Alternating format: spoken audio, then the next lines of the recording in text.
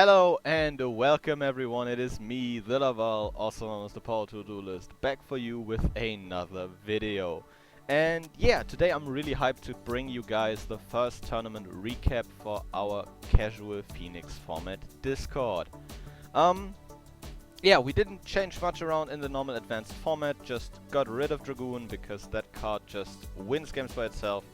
Yeah, link to the Discord will be in the description down below if you are interested in joining. Maybe, you know, take part in future tournaments, since we are definitely planning on holding more of these because it's been a hell of a lot fun to organize this, keep, you know, track of everything and get that done. So, with all this out of the way, our tournament had 8 contestants in total, which in general I am really happy with. Since this is kind of a really good turnout for, you know, the first tournament of the Discord. The decks that were brought to the table consisted of one Gemini equip list, you know, using the newer stuff that would have been supposed to be in the Warriors Strike R structure deck that we got in Toon Chaos last year. We have someone on Equip Morphtronics. Someone. Me. We had someone playing Ancient Gears with some trains, you know, kind of as a backup plan to go into Juggernaut Liebe to swing for some games. We had a Cyberdark entrant with some unique combo tech choices. Then we had an Ignite list featuring the unbeatable Exodia that no one has ever been able to summon. We've had someone on Elemental Heroes with a couple of Destiny Heroes thrown in just because they're good, I guess. We had someone on Blackwings. Blackwings, you know, another very anime-heavy deck, which we are also going to get more into the details further down the line. And then we had someone playing Sun Avalon. One of the new archetypes from Ghost from the past, I think it's a Brains anime archetype from one of the villains, if I recall correctly. It is a plant-based deck, which already means, you know, you have so much good support, and the deck in general is really consistent.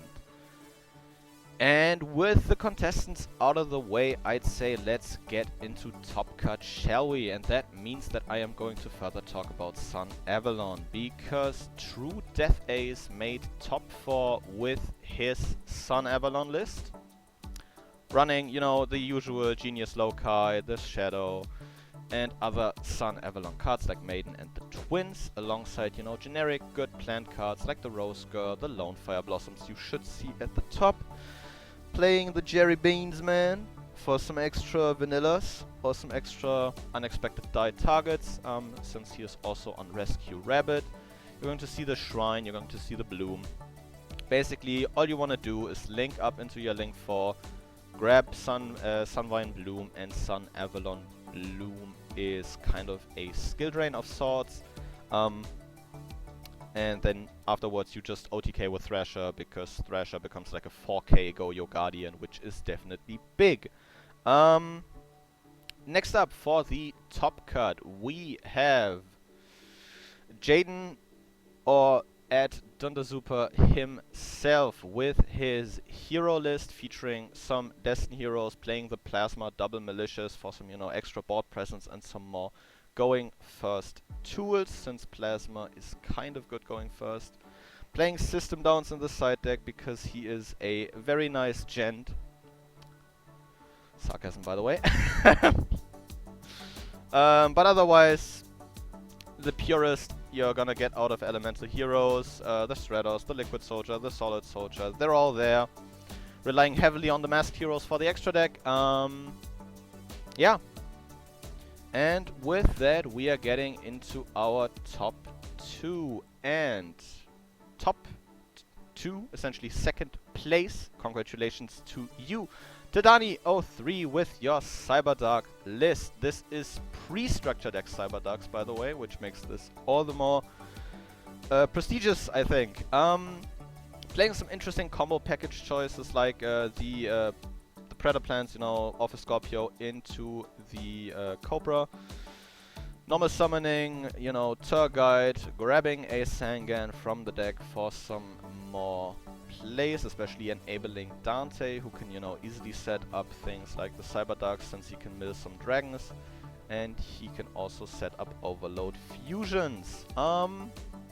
Yeah, and then a small Hulk package alongside, you know, Auroradon to facilitate some sort and some form of synchro plays. You know, going into Hulk is rather easy. I think he played the Crusadia Arborea for that, going into Cherubini off, normal summoning, Tour Guide grabbing a Sangan, and Sangan grabs Arborea. You special summon the Arborea and go into Cherubini. Yeah, and the winner of our first Phoenix format tournament, let me grab the list real quick so I know what I'm talking about. We have Dire Reaper with his Blackwings. You know, just like most modern Blackwing lists, having some Raid Raptors and PKs in there because it just goes well with the deck, especially the Raid Raptor part, since Wystrix is an amazing link too that you can use. Gives you also a really nice Xyz pool to work with, especially after Phantom Rage with cards like Raider's Knight and Arc Rebellion being released.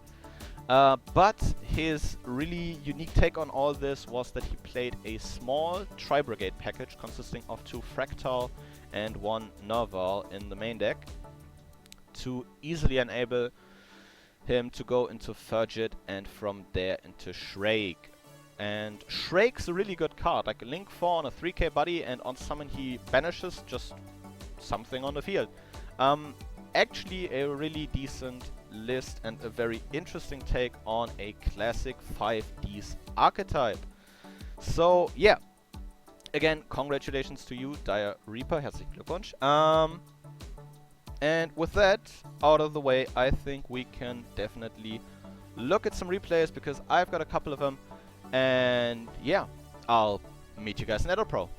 And with that, we are here. And if you guys thought I wasn't gonna let you guys sit through at least one of my replays, even if it is the only one, then you thought wrong. Here you can see my round 1 match against True Death Ace. He normal summons the Sunseed Shadow, puts up a Rose Girl to, you know, have an extender.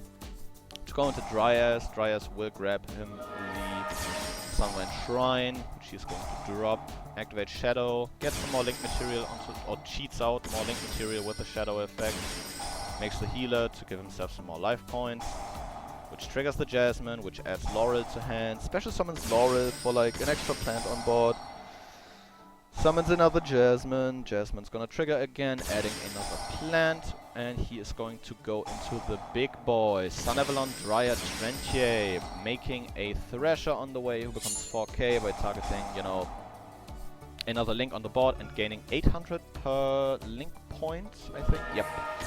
I set a Stapon, and Stapon has like a really cool interaction with Links, I guess, because he has to swap a monster into defense after, you know, being attacked.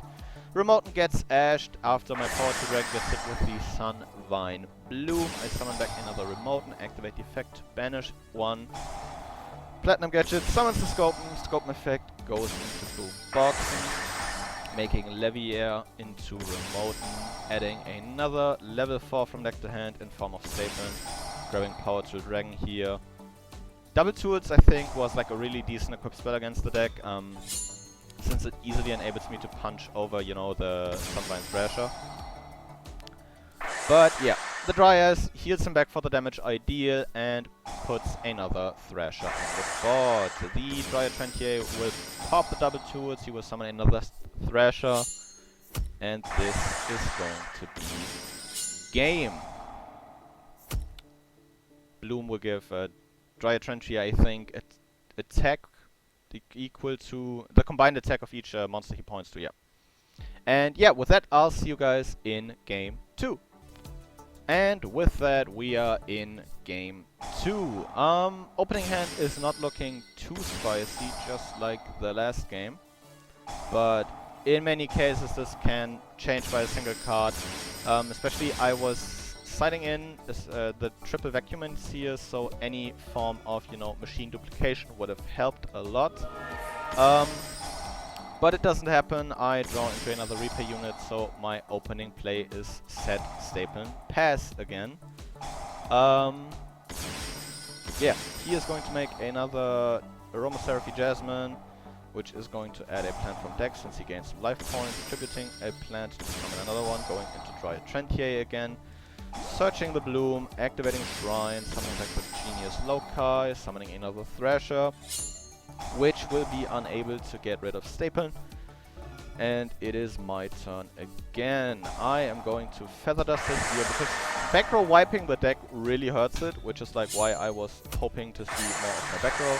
Boomboxing with double tools gets rid of most of his board. I, you know, vacuum in here, targeting the Dry Trentier, but all that ends up happening is I bait the Sunvine Maiden, making a Linkuriboh.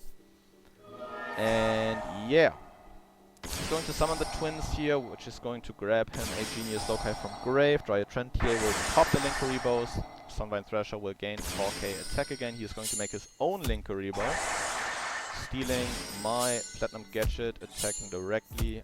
And yeah, there had to be some really, you know, really decent top decks in this situation to make this still work. I steal the Thrasher in the hopes of, you know, preventing a game in the next turn, but with Thrasher being a Link 1, this is not gonna happen, and with that, my tournament was over.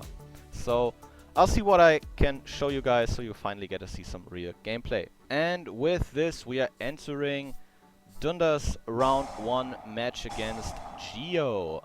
Geo playing the Gemini equip deck, just to show some variety here. I was thinking about showing Dunda's round 2 match, but that would show one of the finalist decks in action, so I decided to go with this. So yeah, he's going to E-Call here, going to Sunriser, triggering the Liquid Soldier, the Solid Soldier, standard hero stuff, grabbing Miracle Fusion, drawing the Malicious here of the Liquid Soldier, which of course enables him to go into Plasma. Plasma completely taking care of the Linkuriboh that Geo tried to put up and OTKing for a clean game 1. Let's see if he can keep it up in the next one. We can already see some really decent opening hands, especially on Geo's side with the Immortal Phoenix Gearfleet in hand, which is a really good card, to be honest. Normal summoning Sublimation Knight, grabbing a Squeak Knight to enable an easy Isolde. Effect Whaler will hit the Isolde here, he will still be able to mill 2 equips. Getting his Bamboo Sword Engine online, summoning Gearfleet, but with no equips. Jane will summon a copy of Solid Soldier, will mask change into a copy of Diane, and Diane will swing over Isolde, which enables him to grab a hero from deck. Shadow Mist will search a change quick play spell card, in this case Form Change, which is going to be met with an Infirm on the Shadow Mist. Koga will banish Solid Soldier to enable him to get over Gearfleet as well, and Shadow Mist will swing for another 1000. In this case, Geo will go ahead, activate my control, link Koga and Evocator Chevalier into an Isolde, milling another Cursed Bamboo Sword, summoning Renaud. Renaud will trigger, grabbing back Immortal Phoenix Gearfleet. He will grab a Broken Bamboo Sword to finally get into drawing some cards, activate Golden Bamboo Sword, draw 2.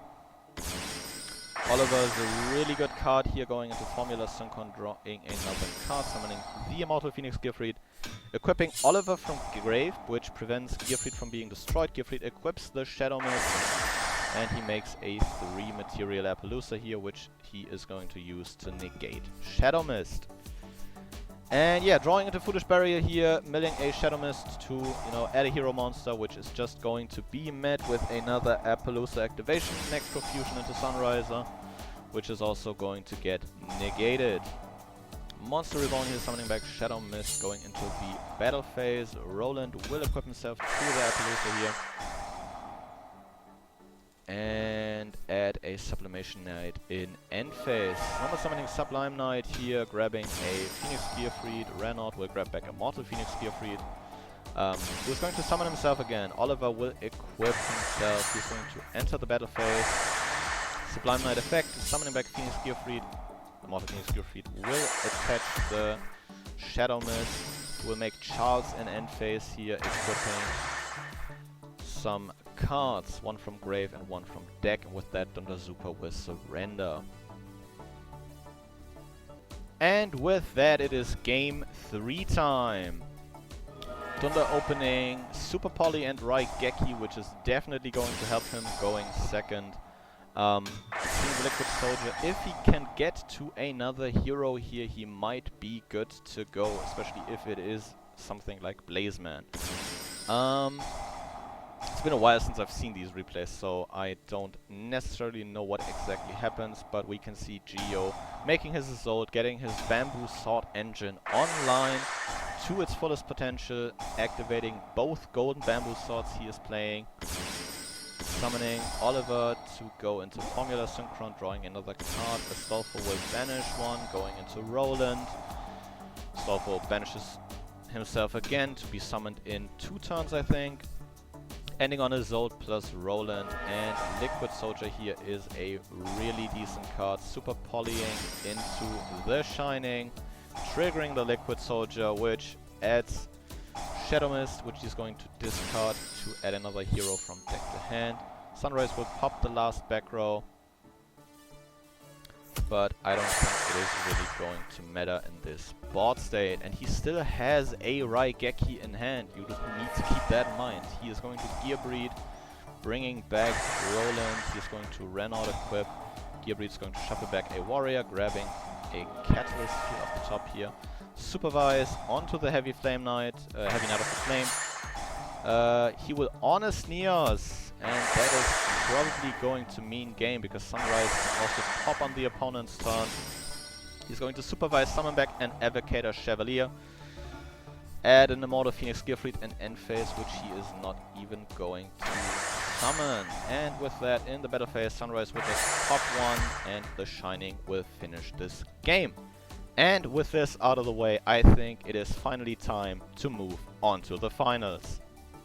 And yeah, here we are. The finals. Tadani against Dire Reaper, Cyberdarks versus Blackwings. He is going to open with the Office Scorpio, summoning the Cobra from deck, instant fusion into Theseus.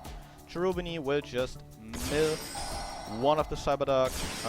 He's going to access his Despot engine here, going into Auroradon for the tokens, which is going to trigger the Despot. I think a lot of you guys have seen these combos before. He's going to grab a Cold Wing here for the remaining tokens, just to get deeper in his deck, summoning the Despot again, going again into Shooting Riser Dragon, milling a 3 to go into Chaos Ruler, the Chaotic Magical Dragon. A really cool Synchro monster, to be honest, which a lot of decks can make great use of. Setting a Lost Wind, a Caught by the Grave, because the Lost Wind gets milled, I think. Yep. We can see double Black Whirlwind over here, adding 2 Gales from deck, if I saw that correctly. Cutting down the Blackwing, the Assault Blackwing, Onimaru, the Divine Thunder. Yeah, and he is just going to go all out on the Blackwing part. Raikiri will pop the back row, and yeah, that is going to get met with an Effect Veiler going into White Strix here, summoning a Crystal Pecadon, going into 4 Strix, grabbing a Singing Lanius from deck, setting a rank up spell, getting Raider's Wing onto the board, making Bardish, setting a Shade of Brigandine from deck, special summoning a Phantom Knight, Raider's Knight here, making Arc Rebellion. Going to revive 4 Strix, overlay into infinity, stealing the Assault Blackwing. And he is not even going to need to activate Arc Rebellion's effect here to swing for a clean OTK. And yeah, I'll see you guys in game 2, and we can see if a comeback happens. And with that, we have reached game 2 of the finals. Opening hands are looking decent again. He is going to go ahead, summon the Turgite, grab a Sangan, go into Cherubini, yep, grab the Arborea from deck, special summoning herself to a link point, going into Halka Firebrex, accessing his Despots, going into Mecha Phantom Beast, Auroradon again for some tokens. And yeah, going into Quan deck, summoning a Mecha Fantasies from deck, you know, getting all the Garnets out of the way, so there is no way of seeing them going forward. Going into another copy of Shooting Riser, milling another Cyber Duck, go into Chaos Ruler, the Chaotic Magical Dragon. Seeing nothing, if I see that correctly, milling everything, going into the Assault Blackwing again, banishing a Lightner Dark to put the Chaos Ruler back on the board. We have an Allure and double Borer here. Simoon will banish Orochi to active Orochi, not Orochi. Also will be normal summoned, grabbing back the Borer and activating Black Whirlwind so we can special Gale here, special Harmattan. Harmattan and Gale get turned into a Wystrix to summon Zephyros, which is going to net him a Raider's Knight, which is going to go into Arc Rebellion, discarding 2 for droplets, negating Arc Rebellion and the Wystrix here. Special summoning the Zephyros from grave, going into the Raid Raptor here, going into Bardiche. Grabbing more extenders of Bardiche's Mills and summoning Raider's Wing here, summoning a Singing Lanius, shuffling back 5 of the Pot of Avarice to draw 2. Going into another Wystrix, going into full Armor Master, places a Wedge counter on each monster he controls, steals the Chaos Ruler, and I think this is on a good way to game, right? Yep, 600 left, 1 Cyberduck in hand.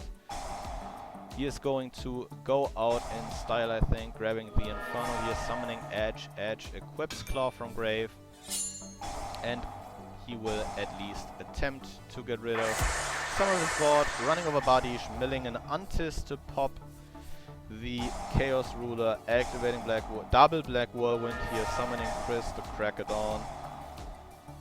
Activating a Shade Brigandine here, grabbing a copy of Gale and Harmattan, but it is not going to matter much because Shurake is gonna hit the board, banish 1, he's going to Monster Reborn his full Armor Master, summon a bunch of Blackwings again, go into Borreload, Savage Dragon, overlay into the same copy of Fostrix, I think he recycled this, of the going up to 14,000 attack with an Arc Rebellion to swing and win the tournament.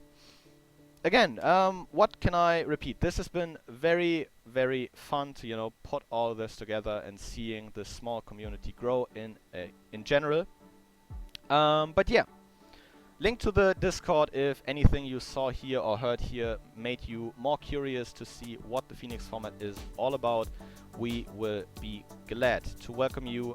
We are making some changes after the first tournament since we did some feedback stuff and are working on a lot of stuff. So if you want to, you know, join a casual Yu-Gi-Oh community where you can, you know, chill, have fun and compete in some tournaments once in a while, definitely, you know, click the link below and join us. And yeah, with that, I will thank you guys very much for watching. I hope you enjoyed today's video. I really like making these tournament recaps, to be fair. And yeah, I'll see you guys again next time. But until then, goodbye.